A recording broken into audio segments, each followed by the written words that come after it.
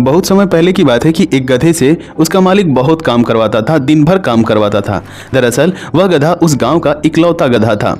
जब उसके मालिक के पास काम कोई नहीं रहता था तो वह अपने दोस्तों को दे देता था कि लो, इस गधे से तुम काम करवा लो। वह गधा बहुत ही परेशान हो चुका था।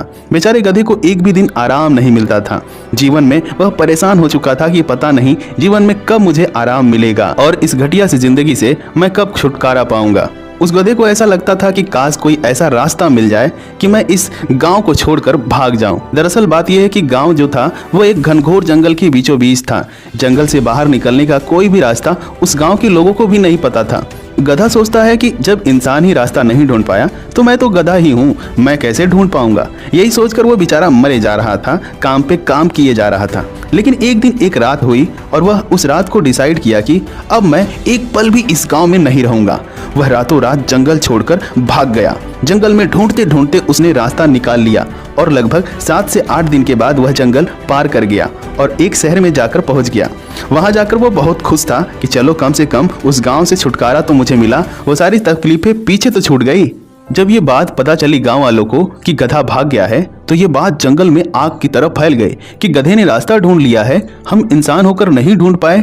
ये बात हो ही रही थी कि तभी उस गांव के कुत्तों ने सुन लिया। तो कुत्तों ने कहा कि जब गधे ने रास्ता ढूंढ लिया है तो हम तो कुत्ते हैं, हम तो दौड़ते भागते इस जंगल को पार कर ही जाएंगे और इस गांव में रखा ही क्या है। वैसे भी कुत्तों की सूंघने की क्षमता काफी ज्यादा होती है। वो सूंघते सूंघते जिस रास्ते पर गधा गया था उसी रास्ते से चलते चलते लगभग 5 से 6 दिन में दौड़ते भागते उस जंगल से बाहर निकल जाते हैं और एक शहर में पहुंच जाते हैं और वो बहुत खुश हो जाते हैं। कुछ और भी जानवर थे, उन्हें भी लगा कि यह रास्ता सही है, इसी से बाहर निकल जाते हैं। अब इतने सारे जानवर निकले तो एक हल्की सी पगडंडी बन गई, हल्का सा रास्ता बन गया। गांव वालों ने देखा कि रास्ता तो बन ही गया है, तो हम भी इस रास्ते को अपनाकर इसी रास्ते से शहर की तरफ चलते हैं। और गांव वाले भी वहां से उस गांव से शहर और शहर से गांव आना जाना शुरू कर दिए और धीरे धीरे वह एक रास्ते की तरह बदल गया। अब जब भी किसी को जंगल पार करना होता था तो उसी रास्ते को अपनाता था और उसी से जंगल को पार कर लेता था। धीरे धीरे जमाना बीतता जा रहा था तो गाँव के मुखिया ने सोचा कि हमारे गाँव में एक भी सड़क नहीं है, तो हमारे गाँव में एक सड़क बननी चाहिए। तो वह शहर जाता है और अधिकारियों से बातचीत करता है और अधिकारियों से कहता है कि हमारे गांव में एक भी सड़क नहीं है, आप हमारे गांव में एक सड़क बनवा दीजिए। तब अधिकारी शहर से एक इंजीनियर को उस गांव में भेजते हैं। इंजीनियर गांव में आता है और मुआयना करने लगता है, इधर उधर देखकर वह नक्शा बनाने लगता है।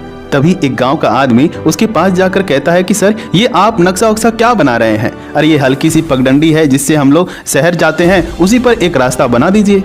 तब इंजीनियर ने एक बात पूछा कि ये बताओ, ये रास्ता सबसे पहले किसने खोजा था? गांव के आदमी ने बड़े चौड़े होकर कहा कि ये तो गधे ने रास्ता ढूंढा था। उसके बाद कुछ जानवर गए तो हल्की सी पगडंडी बन गई और हम भी उस रास्ते पर आने जाने लगे। इंजीनियर जोर जोर से हंसने लगा और कहने लगा कि इसमें कोई भी डाउट नहीं है और कोई भी संदेह नहीं है कि सबसे पहले यह रास्ता एक गधे ने खोजा था। यह रास्ता जंगल पार करने का सबसे लंबा रास्ता है। इंजीनियर ने कहा कि भाई साहब, आप चिंता मत करिए, हमने एक छोटा सा रास्ता ढूंढ लिया है जहाँ से आप आसानी से शहर पहुँच सकते हैं और बहुत ही कम समय में पहुँच सकते हैं। कहानी बहुत छोटी सी है, आप सोचिए कि क्या आप उसी रास्ते पर चले जा रहे हैं जो रास्ता गधे ने बनाया है? हमेशा दूसरे के बताए हुए रास्ते सही नहीं होते, अपना रास्ता जीवन में हमें खुद बनाना होता है। कई बार सुनी सुनाई बातें ऐसी होती हैं जिसे हम सच मान लेते हैं और उसे लेकर बैठ जाते हैं। कई बार हमें ऐसा लगता है कि इससे हटकर हम कुछ कर ही नहीं सकते, सब इसी को कर रहे हैं तो मुझे भी यही करना होगा। लेकिन ऐसा नहीं है। अगर आप कुछ नया करना चाहते हैं, कुछ क्रिएटिव करना चाहते हैं, सक्सेसफुल होना चाहते हैं तो अपना रास्ता आपको खुद से बनाना होगा, अपना रास्ता खुद से ढूंढना होगा। यही बात यह कहानी हमें सिखाती है। उम्मीद करता हूँ इस कहानी की सीख को आप अपने जीवन में जरूर अपनाएंगे। अगर यह कहानी आपको पसंद आए तो वीडियो को लाइक करिएगा, चैनल को सब्सक्राइब करिएगा। मिलते हैं इसी तरीके की कहानी लेकर, तब तक के लिए जय हिंद, जय भारत।